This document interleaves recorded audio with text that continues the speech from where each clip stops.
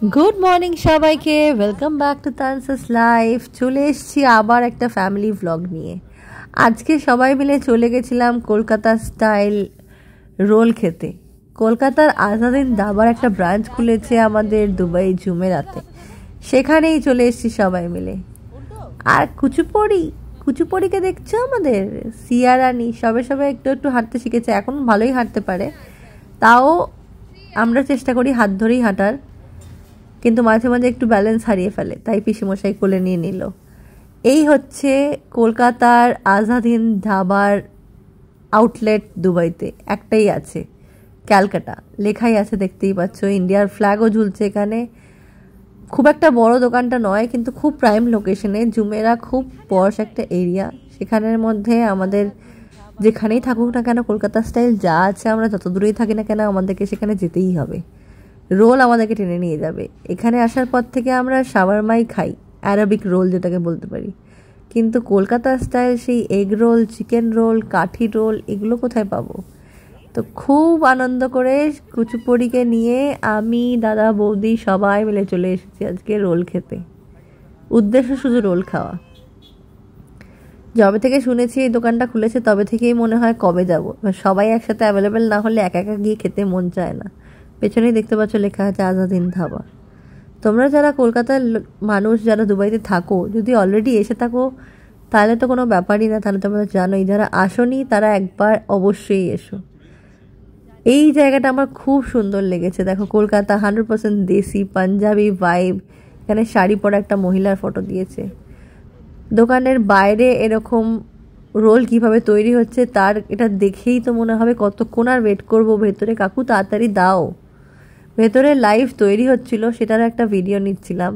তার আগে বাইরে একটা খাটিয়া পাতা আছে, খাটিয়াতে সিয়াকে বসিয়ে দিয়েছি। সিয়া ভাবছে এটা কি, এরকম জিনিসের উপর কখনো তো বসিনি। আর ভাবলাম ওর সাথে আমিও একটুখানি সুন্দর ছোট্ট করে একটা ভিডিও করে নিই।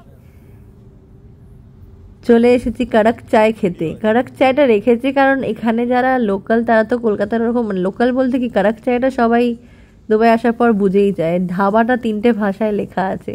আর বাইরে সিটিং এরিয়াটা মাথার ওপরটা এরকম যাতে গরমটা কম লাগে। এখন দুবাইতে প্রচুর গরম। পিসিমশাইয়ের সাথে হাঁটাহাঁটি করার পর এখন বাবার সাথে হাঁটাহাঁটি চলছে। এখানে যেমন ফুটপাথটাকে ফুটপাথ হিসেবেই দেখা হয়, এখানে গাড়ি আসার কোনো ব্যাপার নেই, তাই ওকে মাঝে মাঝে একাও ছেড়ে দেওয়া হচ্ছিল। আবার কিছু কিছু সময় প্যাক প্যাক প্যাক করে ও হাত ধরেই হাঁটছে। কি সুন্দর একটা গোলাপ ফুলের মতো জামা পরেছে, আমাদের গোলাপ ফুল পরেছে, গোলাপ ফুলের মতো জামা। মিষ্টি সিয়াটা তো দাঁড়িয়ে পড়ছে মাঝে মাঝে, সেই অনুযায়ী ও যেরকমভাবে চলবে তোমাকেও সেরকমভাবেই চলতে হবে। চলে এসছে বহু অপেক্ষিত রোল। এই রোলটা খাওয়ার জন্যেই এত দূরে আসা, এতক্ষণ ধরে অপেক্ষা করা। আর এই দেখো লাইভ রোল তৈরি হচ্ছে। কলকাতায় অলিতে গলিতে রোল দোকান, সেখানে এইভাবে তৈরি হয়।